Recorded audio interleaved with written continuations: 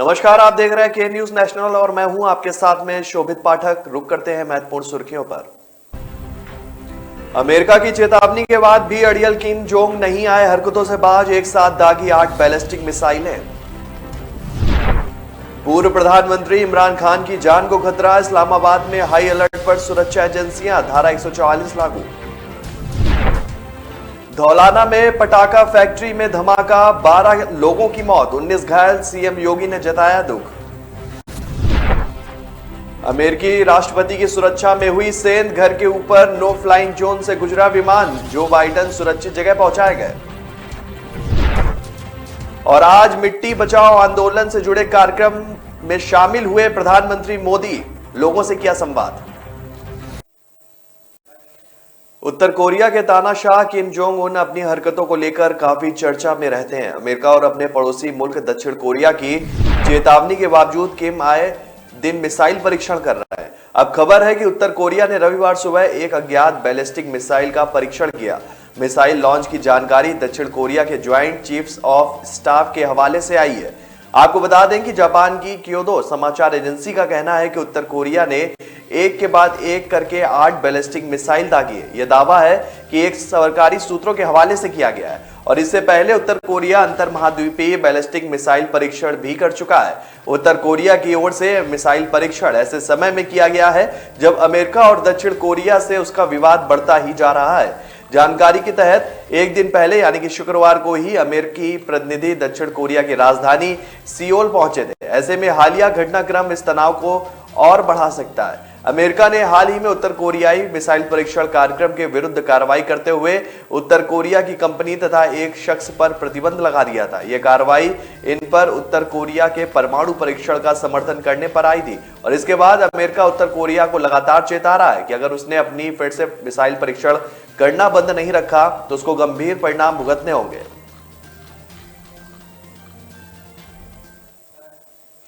पाकिस्तान में पूर्व प्रधानमंत्री इमरान खान की हत्या की साजिश रचने की अफवाहों के बीच इस्लामाबाद पुलिस विभाग ने शनिवार रात जो कहा कि शहर के बानी गाला से सटे इलाकों में सुरक्षा एजेंसियों को हाई अलर्ट पर कर दिया गया है। इस्लामाबाद पुलिस के प्रवक्ता ने शनिवार को कहा कि इस्लामाबाद में पहले ही धारा 144 लागू कर दी गई है और सभाओं पर भी प्रतिबंध लगा दिया गया है। पाकिस्तान तहरीक-ए-इंसाफ के अध्यक्ष इमरान खान के बानी गाला में संभावित आगमन के मद्देनजर इलाके में सुरक्षा बढ़ा दी गई है और हाई अलर्ट जारी कर दिया गया है। हालांकि अब तक इस्लामाबाद पुलिस को इमरान खान की टीम की ओर से वापसी की कोई भी पुख्ता खबर नहीं मिली है। सुरक्षा प्रभाग ने बानी गाला में विशेष सुरक्षा तैनात की है। बानी गाला में लोगों की सूची अभी पुलिस को उपलब्ध नहीं कराई गई है। आपको बता दें कि इस्लामाबाद में धारा 144 लागू है और जिला मजिस्ट्रेट के आदेश के अनुसार किसी भी जमात की अनुमति नहीं है। पुलिस ने कहा कि इस्लामाबाद पुलिस कानून के मुताबिक इमरान खान को पूरी सुरक्षा मुहैया कराएगी और इमरान खान की सुरक्षा टीमों से भी पारस्परिक सहयोग की उम्मीद है। आपको बता दें कि पाकिस्तान तहरीक-ए-इंसाफ के नेता फैसल वावदा ने दावा करते हुए कहा है कि देश को बेचने से इनकार करने पर पाकिस्तानी पीएम की हत्या की साजिश रची गई है। पत्र में प्रधानमंत्री की हत्या की साजिश का जिक्र करते हुए वावडा ने कहा कि पाकिस्तान के प्रधानमंत्री की जान को खतरा है लेकिन टाल मटोल किया जा रहा है। उन्होंने आगे कहा कि इमरान खान को इस्लामाबाद के परेड मैदान में अपनी रैली के दौरान बुलेट प्रूफ चश्मे का इस्तेमाल करने की सलाह दी गई थी। वावदा ने यह भी कहा कि लेकिन हमेशा की तरह उन्होंने कहा कि मेरी मृत्यु तब आएगी जब अल्लाह चाहेगा, इसके बारे में चिंता करने की जरूरत नहीं है।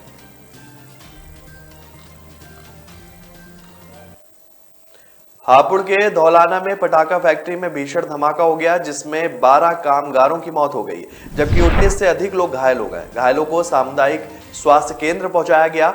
मौके पर जिला स्तर के अधिकारियों के पहुंचने का सिलसिला भी शुरू हो गया है। पुलिस ने जानकारी दी है कि रूही पटाखा फैक्ट्री में दोपहर 3 बजे हादसा हुआ। फिलहाल घायलों और शवों को फैक्ट्री से बाहर निकालने में अधिकारी जुटे हुए हैं। शुरुआती जांच में पता चला है कि धमाका पटाखा के मिश्रण में हुआ और मुख्यमंत्री योगी आदित्यनाथ ने भी हादसे पर दुख प्रकट किया है। उनके दफ्तर के आधिकारिक ट्विटर हैंडल से लिखा गया कि सीएम योगी ने जनपद हापुड़ स्थित एक फैक्ट्री में बॉयलर फटने की दुर्घटना में हुई जनहानि पर गहरा शोक प्रकट किया है। मुख्यमंत्री ने दिवंगत आत्माओं की शांति की कामना करते हुए शोक संतप्त परिवारों के प्रति संवेदना भी प्रकट की है। हापुड़ आईजी प्रवीण कुमार ने कहा है कि हम मामले की जांच कर रहे हैं और इस हादसे के लिए जो भी जिम्मेदार होगा उसके खिलाफ कड़ी कार्रवाई की जाएगी। हापुड़ की जिलाधिकारी मेधा रूपम ने कहा कि यहाँ इलेक्ट्रॉनिक सामान बनाने के लिए अनुमति दी गई थी, लेकिन इनकी जांच होनी चाहिए कि वास्तव में यहाँ हो क्या रहा था। एक समिति का गठन किया जाएगा। फॉरेंसिक टीम यह पता लगा रही है कि कौन सा रसायन प्राप्त किया गया है। प्रधानमंत्री नरेंद्र मोदी ने भी हापुड़ के धौलाना स्थित फैक्ट्री में हुए हादसे पर दुख प्रकट किया है। हादसे में जान गंवाने वालों के परिजनों के प्रति संवेदना भी व्यक्त की है। उन्होंने लिखा कि राज्य सरकार सक्रिय रूप से घायलों के इलाज और हर संभव मदद में शामिल होगी। अमेरिकी राष्ट्रपति जो बाइडेन की सुरक्षा में भारी चूक का मामला सामने आ रहा है। जो बाइडेन के डेलावेयर में रेहोबोथ बीच स्थित घर के निकट शनिवार को एक छोटा विमान निषिद्ध हवाई क्षेत्र यानी कि नो फ्लाइंग जोन में घुस गया, जिसके बाद सुरक्षा में लगी सीक्रेट सर्विस ने एहतियात पर अमेरिकी राष्ट्रपति और उनकी पत्नी को सेफ हाउस पहुंचाया। व्हाइट हाउस और खुफिया सेवा ने यह जानकारी दी है। आपको बता दें कि व्हाइट हाउस ने कहा है कि बाइडेन और उनके परिवार को कोई खतरा नहीं है और एहतियाती कदम उठाए गए। बयान में बताया गया है कि एक विमान ने वेकेशन होम के ऊपर हवाई क्षेत्र का उल्लंघन किया। मीडिया रिपोर्ट्स के अनुसार राष्ट्रपति बाइडेन सहित उनके काफिले को उनके घर से दूर एक फायर स्टेशन की ओर ले जाया गया। यहां राष्ट्रपति और उनकी पत्नी को लेकर एक एसयूवी इमारत के अंदर चली गई और सीक्रेट सर्विस ने इलाके को खाली करवाना शुरू कर दिया। इस दौरान रेहोबोथ बीच पर 20 मिनट से अधिक समय तक के लिए यातायात बंद रहा। स्थिति के आकलन के बाद बाइडेन और उनकी पत्नी जिल को रेहोबोथ बीच स्थित घर में वापस भेज दिया गया। खुफिया सेवा ने एक बयान में कहा है कि विमान को तुरंत प्रतिबंधित हवाई क्षेत्र से बाहर निकाल दिया गया। बताया जा रहा है कि दोपहर करीब 12:45 बजे बाइडेन के घर के ऊपर से एक छोटे से सफेद विमान को उड़ते हुए देखा गया। इस विमान ने हवाई क्षेत्र का उल्लंघन करते हुए उड़ान भरी और इसके बाद 2 लड़ाकू विमानों ने शहरों के ऊपर से उड़ान भरी। दरअसल अमेरिकी राष्ट्रपति का घर हमेशा ही उड़ान निषिद्ध क्षेत्र होता है। अमेरिका की फेडरल एविएशन अमेरिकी राष्ट्रपति की हवाई सुरक्षा की जिम्मेदारी संभालती है। विश्व पर्यावरण दिवस के अवसर पर प्रधानमंत्री नरेंद्र मोदी ने विज्ञान भवन परिसर में मिट्टी बचाओ आंदोलन पर एक कार्यक्रम में वो शामिल हुए। प्रधानमंत्री कार्यालय की ओर से शनिवार को ही बयान जारी कर मिट्टी बचाओ आंदोलन एक वैश्विक पहल है और इसका उद्देश्य लोगों को मिट्टी की बिगड़ती सेहत के बारे में जागरूक करना है और इसे सुधार लाने के लिए प्रयासों को बढ़ावा देना है। बयान के मुताबिक मिट्टी बचाओ आंदोलन की शुरुआत इस साल मार्च में सद्गुरु जग्गी वासुदेव ने की थी, जो 27 देशों से होकर गुजरने वाली 100 दिनों की मोटरसाइकिल यात्रा पर है। 5 जून 2022 को उनकी यात्रा का 75वां दिन होगा। कार्यक्रम में मोदी की भागीदारी भारत की मिट्टी की सेहत में सुधार को लेकर साझा चिंताओं और प्रतिबद्धताओं को प्रतिबंधित करेगी।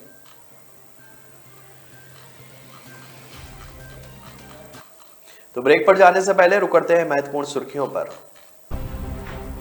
अमेरिका की चेतावनी के बाद भी अड़ियल किम जोंग नहीं आए हरकतों से बाज, एक साथ दागी 8 बैलिस्टिक मिसाइलें। पूर्व प्रधानमंत्री इमरान खान की जान को खतरा, इस्लामाबाद में हाई अलर्ट पर सुरक्षा एजेंसियां, धारा 144 लागू। धौलाना में पटाखा फैक्ट्री में धमाका, 12 लोगों की मौत, 19 घायल, सीएम योगी ने जताया दुख। अमेरिकी राष्ट्रपति की सुरक्षा में हुई सेंध, घर के ऊपर नो फ्लाइंग जोन से गुजरा विमान, जो बाइडेन सुरक्षित जगह पहुंचाए गए। और आज मिट्टी बचाओ आंदोलन से जुड़े कार्यक्रम में शामिल हुए प्रधानमंत्री मोदी, लोगों से किया संवाद।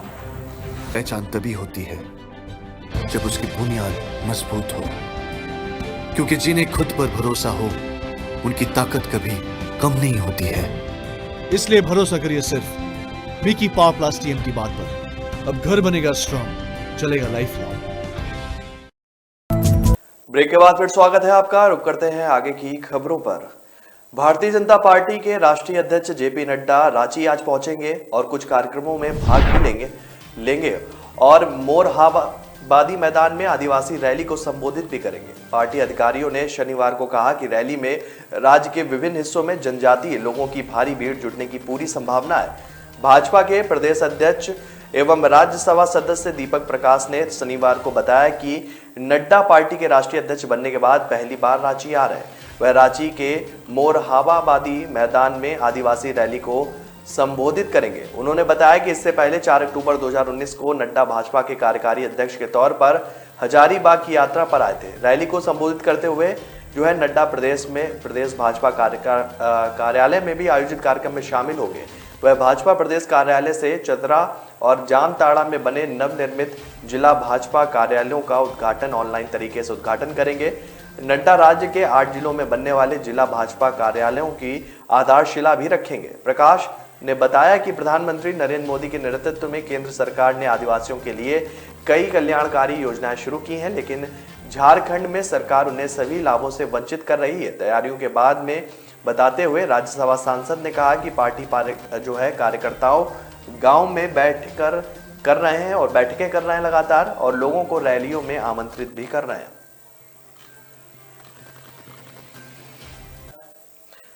विश्व हिंदू परिषद ने कर्नाटक के मांड्या जिले के श्रीरंगपट्टनम तालुक में बनी 18वीं सदी की जामिया मस्जिद के वास्तव में मंदिर होने का दावा करते हुए ज्ञानव्यापी की तरह सर्वे की मांग की है।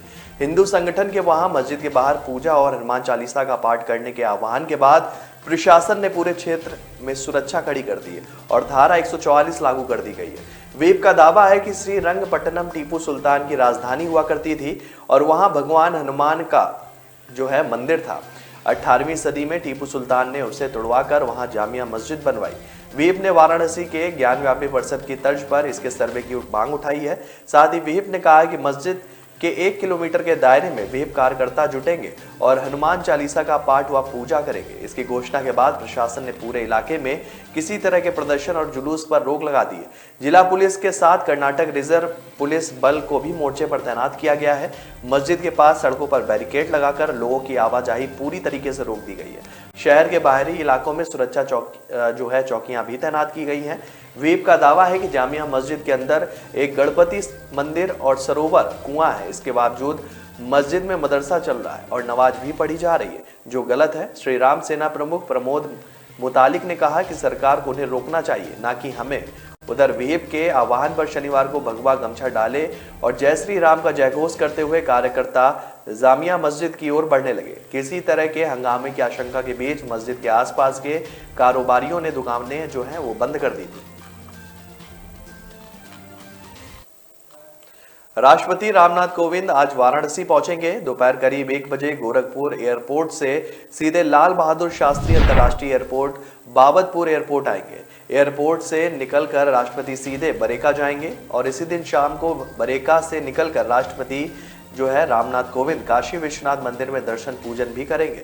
इधर राष्ट्रपति के काशी आगमन को लेकर अस्पतालों में जहां सेफ हाउस बनाया जा रहा है, वहीं वाराणसी के साथ ही चंदौली गाजीपुर से एम्बुलेंस और चिकित्सकों की टीम भी मुस्तैद रहेगी। बरेका से लेकर काशी विश्वनाथ मंदिर तक जाने वाले हर रूट पर जगह जगह बैरिकेडिंग और साफ सफाई सहित अन्य तैयारियां भी की गई हैं। 5 जून को ही राष्ट्रपति देर शाम लखनऊ के लिए रवाना हो जाएंगे। राष्ट्रपति रामनाथ कोविंद के वाराणसी आगमन को लेकर शुक्रवार को एयरपोर्ट पर एडवांस सिक्योरिटी लाइजनिंग की बैठक हुई। रविवार को राष्ट्रपति गोरखपुर से वायुसेना के विशेष विमान से दोपहर 1 बजे एयरपोर्ट पहुंचेंगे। वह सड़क मार्ग से शहर की ओर प्रस्थान करेंगे। काशी विश्वनाथ धाम में दर्शन पूजन के बाद राष्ट्रपति एयरपोर्ट पहुंचेंगे। वहां से शाम 7:15 बजे विशेष विमान से लखनऊ रवाना होंगे। राष्ट्रपति रामनाथ कोविंद काशी दौरे को देखते हुए ट्रैफिक पुलिस ने राष्ट्रपति के आगमन और प्रस्तावित शहर भ्रमण कार्यक्रम को देखते हुए रविवार को रूट डायवर्जन लागू किया है। रूट डायवर्जन देखकर शहरवासी घर से निकले और एडीसीपी ट्रैफिक डीके कुमार के अनुसार 5 जून की सुबह 8 बजे से शाम 7 बजे तक शहर के कई मार्गों पर डायवर्जन प्रभावी रहेगा। पाकिस्तान की संघीय जांच एजेंसी FIA ने अरबों रुपए की मनी लॉन्ड्रिंग में प्रधानमंत्री शहबाज शरीफ और उनके बेटे पंजाब प्रांत के मुख्यमंत्री हमजा शहबाज को गिरफ्तारी की इजाजत मांगी है। हालांकि अदालत ने दोनों को गिरफ्तारी पूर्व जमानत की अवधि को 11 जून तक बढ़ा दिया है। FIA ने अदालत में अंतरिम जांच रिपोर्ट दाखिल कर आरोप लगाया है कि दोनों पर कुल 14 अरब रुपए के मनी लॉन्ड्रिंग का आरोप है। दोनों ने जांच में सहयोग नहीं किया है। आगे की जांच के लिए गिरफ्तारी जरूरी है। प्रधानमंत्री और मुख्यमंत्री के अधिवक्ता अमजद परवेज ने कहा है कि राजनीतिक द्वेष में दर्ज कराया गया यह मामला झूठा है। शहबाज और हमजा गृह मंत्री राणा के खिलाफ पाकिस्तानी तहरीक इंसाफ कार्यकर्ताओं को आज़ादी मार्च के दौरान प्रताड़ित करने के आरोप में केस दर्ज किया गया। इससे पहले एक अतिरिक्त जिला व सत्र न्यायाधीश ने अधिवक्ता अफजल अजीम की याचिका पर सुनवाई के बाद मार्च में जाते वकीलों से मारपीट में गृह मंत्री व 8 पुलिस अधिकारियों पर केस दर्ज करने का आदेश दिया था। प्रदेश सरकार अनुसूचित जाति के मेधावी छात्रों की पढ़ाई का खर्च उठाएगी। इसके लिए शीघ्र ही मुख्यमंत्री मेधावी छात्रवृत्ति योजना लॉन्च करने की तैयारी की गई है। समाज कल्याण निदेशालय ने संबंधित प्रस्ताव शासन को भेज दिए हैं और इसमें देश भर में स्थित 165 नामचीन संस्थानों में पढ़ने वाले मेधावी विद्यार्थी लाभान्वित होंगे। यूपी में अनुसूचित जाति के मेधावी छात्रों के लिए यह जो है अभिनव योजना लाई जा रही है। इसके तहत JEE Mains, JEE Advanced, Common Admission Test, Common Law Admission Test और नीट आदि दाखिल भारतीय स्तर की प्रवेश परीक्षाओं में टॉप 2 या 3 में रहे यूपी के छात्रों को पूरी फीस सरकार भरेगी और इसके अलावा छात्रवृत्ति भी मिलेगी ताकि अन्य जरूरी खर्च भी पूरे हो सकें। इसमें सभी सरकारी मेडिकल कॉलेजों व विश्वविद्यालयों, आईआईटी, एनआईटी और IIIT सरीखे संस्थानों को भी शामिल किया गया। Kamla Nehru Institute of Technology Sultanpur और HBTU कानपुर समेत यूपी और अन्य राज्यों में स्थित कुल 165 संस्थानों को चिन्हित किया गया, जहां पढ़ने वाले यूपी मूल के SC वर्ग के विद्यार्थियों को योजना का लाभ मिलेगा। 8 लाख रुपए तक सालाना आमदनी वाले परिवारों के विद्यार्थी जो है वो अवसर पाएंगे। समाज कल्याण विभाग ने उच्च पदस्थ सूत्रों के मुताबिक इस योजना में 30% लाभार्थी लड़कियां होंगी। एक माता पिता के अधिकतम मेधावी 2 बच्चों को ही लाभ मिलेगा। प्रस्ताव के अनुसार लाभ लेने के लिए अधिकतम वार्षिक आय 8 लाख होनी चाहिए। तो ब्रेक पर जाने से पहले रुक करते हैं महत्वपूर्ण सुर्खियों पर। अमेरिका की चेतावनी के बाद भी अड़ियल किम जोंग नहीं आए हरकतों से बाज, एक साथ दागी 8 बैलिस्टिक मिसाइलें। पूर्व प्रधानमंत्री इमरान खान की जान को खतरा, इस्लामाबाद में हाई अलर्ट पर सुरक्षा एजेंसियां, धारा 144 लागू। धौलाना में पटाखा फैक्ट्री में धमाका, 12 लोगों की मौत, 19 घायल, सीएम योगी ने जताया दुख। अमेरिकी राष्ट्रपति की सुरक्षा में हुई सेंध, घर के ऊपर नो फ्लाइंग जोन से गुजरा विमान, जो बाइडेन सुरक्षित जगह पहुंचाए गए। और आज मिट्टी बचाओ आंदोलन से जुड़े कार्यक्रम में शामिल हुए प्रधानमंत्री मोदी, लोगों से किया संवाद। लोग मुझे कभी बहुत अच्छा समझते हैं, कभी बहुत बुरा। भगवान जैसे है हमारे लिए। एनी टेस्ट जरूरी है क्या? जान बचाई है मेरे बेटे की। ठीक से देखा ही नहीं, सिर्फ 2 मिनट। लोगों की बातों का असर मैं अपने काम पे नहीं पड़ने देता। मैं जो करता हूं वो अपने पेशेंस के लिए करता हूं। अगर मेरे पास सिर्फ 2 मिनट है तो शायद इसलिए क्योंकि कोई और क्रिटिकल है। अगर मैं 1 से ज्यादा टेस्ट करवा रहा हूं वो इसलिए क्योंकि मेरे ट्रीटमेंट में डाउट की जगह नहीं। अगर मैं स्ट्रिक्ट या इनसेंसिटिव हूं वो इसलिए क्योंकि आपकी हेल्थ सबसे इंपॉर्टेंट है। तो लोग मुझे चाहे अच्छा समझे या बुरा, मैं उनसे कहता हूं थैंक यू, क्योंकि वो मुझे रोकते नहीं बल्कि याद दिलाते हैं कि मुझे मेरे पेशेंट्स के लिए क्या करना है।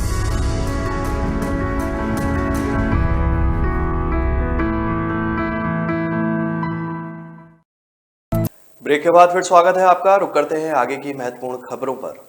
महाराष्ट्र के मुख्यमंत्री उद्धव ठाकरे ने शनिवार को कश्मीर घाटी में हिंदू और कश्मीरी पंडितों की हत्या पर चिंता व्यक्त की है। शिवसेना प्रमुख और सीएम उद्धव ठाकरे ने कहा कि कश्मीरी पंडित घाटी से भाग रहे हैं। साथ ही उन्होंने आश्वासन दिया कि महाराष्ट्र उनके साथ मजबूती से खड़ा है।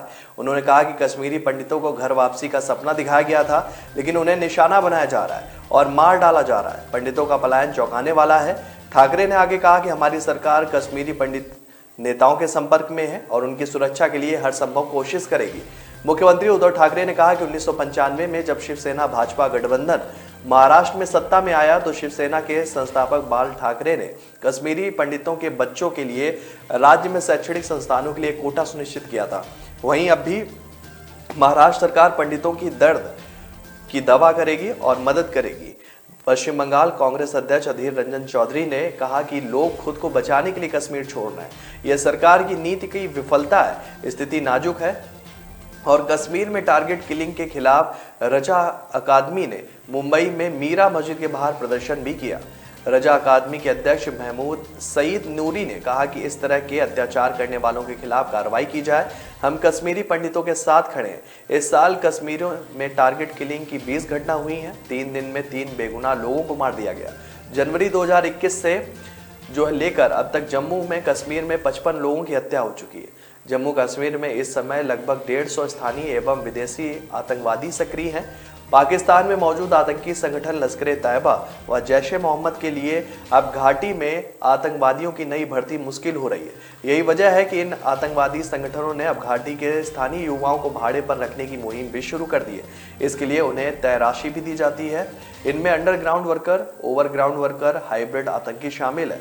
टारगेट किलिंग की वारदातों को जो है इन्हीं लोगों के द्वारा अंजाम दिया जा रहा है।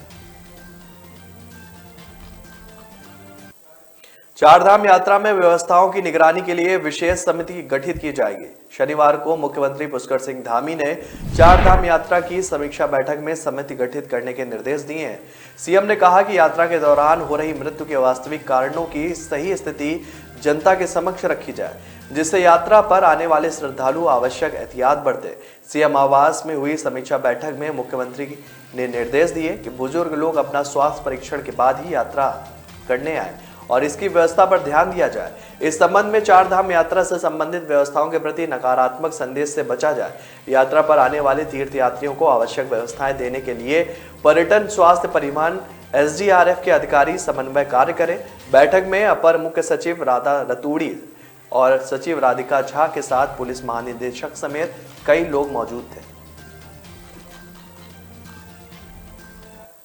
कानपुर में हुई हिंसा का असर यह हुआ है कि बरेली में कर्फ्यू लागू कर दिया गया है। मुस्लिम धर्मगुरु तौकीर रजा द्वारा घोषित 10 जून को होने वाले विशाल विरोध प्रदर्शन से पहले बरेली प्रशासन ने कानपुर हिंसा के बाद एहतियात के तौर पर धारा 144 के तहत कर्फ्यू लगा दिया है। प्रशासन की ओर से जारी आदेश के मुताबिक किसी भी जगह पर 5 से अधिक लोग जमा नहीं हो पाएंगे। इस दौरान किसी भी तरह के प्रदर्शन की इजाजत नहीं दी जाएगी। उधर कानपुर में बवाल के बाद बेकनगंज क्षेत्र में भारी पुलिस बल की तैनाती की गई है।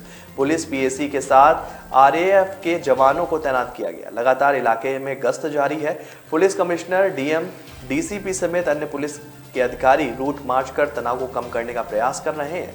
बवाल का असर इलाके पर पड़ा है।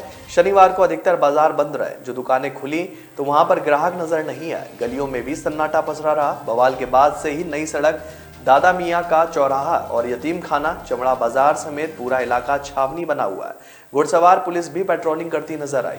पुलिस कमिश्नर विजय सिंह मीना और DM Neha Sharma, joint commissioner Anand Prakash Tiwari समेत सभी पुलिसकर्मी घटनास्थल पर मौजूद रहे। बीच बीच में ये अफसर रूट मार्च करते हुए भी नजर आए। लोगों को समझाया भी गया कि वह किसी भी तरह के बवाल में ना फंसे, अपने रूटीन काम पर ध्यान दें, अफवाहों पर ध्यान ना दें। बवाल के बाद शासन ने 3 आईपीएस अफसरों को शहर भेजा है, जिसमें डॉक्टर अजय पाल शर्मा, चारू निगम और अविनाश पांडे शामिल हैं। घटनास्थल पर लगातार ये अफसर मौजूद रहे और अपने स्तर से ये अफसर जानकारी जुटा रहे हैं। गोपनीय रिपोर्ट भी शासन को सौंपेंगे। सूत्रों के मुताबिक घटना में शामिल उपद्रवियों व साजिशकर्ता संबंधी रिपोर्ट होगी और इसके अलावा क्या क्या लापरवाही की गई इसकी भी रिपोर्ट शासन को भेजी जाएगी। कोरोना मरीजों की बढ़ती संख्या ने एक बार फिर से लोगों की चिंता बढ़ा दी है। देश में लगातार 3 दिन से 4000 के आसपास मामले सामने आ रहे हैं। स्वास्थ्य विभाग की ओर से आज जारी हुए आंकड़ों के मुताबिक पिछले 24 घंटे के अंदर 4270 नए मामले सामने आए, जबकि एक दिन पहले शनिवार को 3962 केस दर्ज किए गए थे। वहीं शुक्रवार को 4041 मामले सामने आए थे। केंद्रीय स्वास्थ्य मंत्रालय के मुताबिक बीते 3 दिनों में कोरोना के सक्रिय मरीजों की संख्या में भी बढ़ोतरी दर्ज की गई है। देश में अब 24,052 सक्रिय मरीज हैं। शनिवार की तुलना में इनमें करीब 2000 का इजाफा हुआ। आंकड़ों के मुताबिक बीते 24 घंटे में 2619 लोग डिस्चार्ज भी हुए। कोरोना से 15 लोगों की मौत हुई। कोरोना के इन बढ़ते आंकड़ों ने स्वास्थ्य विभाग की फिर से चिंता बढ़ा दी है। देश में अब तक सामने आए कोरोना मरीजों की बात की जाए तो इनकी संख्या 4,31,76,817 पहुंच गई। वहीं कोरोना से अब तक कुल 4,26,28,073 लोग ठीक भी हुए हैं। कुल मौतों की संख्या 5,24,692 पर पहुंच गई है। राजधानी दिल्ली में बीते 24 घंटे में कोरोना के 405 नए मामले सामने आए हैं। वह किसी भी मरीज की संक्रमण के चलते जान नहीं गई। नए मामलों के साथ संक्रमण दर 2.7% पर रही है। राहत की बात यह है कि 884 मरीज जो है कोरोना से जीत कर स्वस्थ भी हुए हैं। स्वास्थ्य विभाग के मुताबिक बीते एक दिन में कोरोना के 19,562 टेस्ट किए गए। होम आइसोलेशन में 994 मरीज उपचाराधीन हैं। वहीं अस्पतालों में 79 मरीज भर्ती हैं। इनमें से आईसीयू पर 13 व ऑक्सीजन सपोर्ट पर 19 मरीज हैं। बीते 24 घंटे में 19,634 लोगों ने टीके की खुराक ली है। सक्रिय मरीजों की संख्या जो है वो कंटेंट जोन में कम हो रही है। उत्तर व मध्य भारत में पिछले कुछ दिनों से गर्मी से राहत मिली थी, लेकिन पश्चिमी विक्षोभ की सक्रियता के चलते आंधी तूफान और बारिश से तापमान में गिरावट भी दर्ज की गई। हालांकि अब यहां मौसम ने करवट ले ली है और उत्तर भारत के कई राज्यों में फिर से हीट वेव का असर दिखने लगा है। आलम यह है कि राजधानी दिल्ली, उत्तराखंड समेत कई राज्यों में तापमान फिर से 40 डिग्री के पार पहुंच गया है। भारतीय मौसम विज्ञान विभाग के पूर्वानुमान के मुताबिक राजस्थान, दक्षिणी पश्चिमी उत्तर प्रदेश, मध्य प्रदेश, विदर्भ, हरियाणा व दिल्ली एनसीआर में अगले 2 दिनों से 3 दिन तक लू का चलने का प्रकोप जो है वो रह सकता है। भारतीय मौसम विभाग विज्ञान के मुताबिक असम, मेघालय, अरुणाचल, नागालैंड, पश्चिम बंगाल, सिक्किम में हल्की से मध्यम बारिश की संभावना बनी हुई है और इसके अलावा केरल, लक्षद्वीप, जम्मू कश्मीर, झारखंड में बारिश हो सकती है। मौसम वैज्ञानिकों ने बताया कि ओडिशा, आंध्र प्रदेश, तमिलनाडु में भी थोड़ी बहुत बारिश हो सकती है। हल्द्वानी में सूरज की तपिश से जून के पहले सप्ताह में ही तापमान जो है वो 40 डिग्री सेल्सियस पहुंच गया है। इससे पहले 22 जून 2018 को तापमान 40.2 डिग्री सेल्सियस पर पहुंचा था। गर्मी से झुलस रहे लोगों को अभी कुछ दिन और राहत नहीं मिलने वाली है। मौसम विभाग के अनुसार 7 जून तक तापमान में और जो है बढ़ोतरी दर्ज की जाएगी। मौसम विभाग केंद्र के निदेशक विक्रम सिंह ने बताया कि इस समय नमी नहीं होने से ड्राई हवा के कारण तापमान में बढ़ोतरी हो रही है। पाकिस्तान से शुष्क हवाएं उत्तर भारत की तरफ बढ़ रही हैं और इसका असर तापमान पर भी देखने को मिल रहा है। उन्होंने बताया कि पूरे सप्ताह इसी तरह गर्मी का प्रकोप रहेगा। बीच बीच में 70 किलोमीटर प्रति घंटे की रफ्तार से तेज हवाएं भी चलेंगी। तो फिलहाल इस बुलेटिन में मेरे साथ इतना ही। आगे की खबरों के लिए बने रहिए के न्यूज नेशनल के साथ। तब तक के लिए नमस्कार। अमेरिका की चेतावनी के बाद भी अड़ियल किम जोंग नहीं आए हरकतों से बाज, एक साथ दागी 8 बैलिस्टिक मिसाइलें। पूर्व प्रधानमंत्री इमरान खान की जान को खतरा, इस्लामाबाद में हाई अलर्ट पर सुरक्षा एजेंसियां, धारा 144 लागू। धौलाना में पटाखा फैक्ट्री में धमाका, 12 लोगों की मौत, 19 घायल, सीएम योगी ने जताया दुख। अमेरिकी राष्ट्रपति की सुरक्षा में हुई सेंध, घर के ऊपर नो फ्लाइंग जोन से गुजरा विमान, जो बाइडेन सुरक्षित जगह पहुंचाए गए। और आज मिट्टी बचाओ आंदोलन से जुड़े कार्यक्रम में शामिल हुए प्रधानमंत्री मोदी, लोगों से किया संवाद।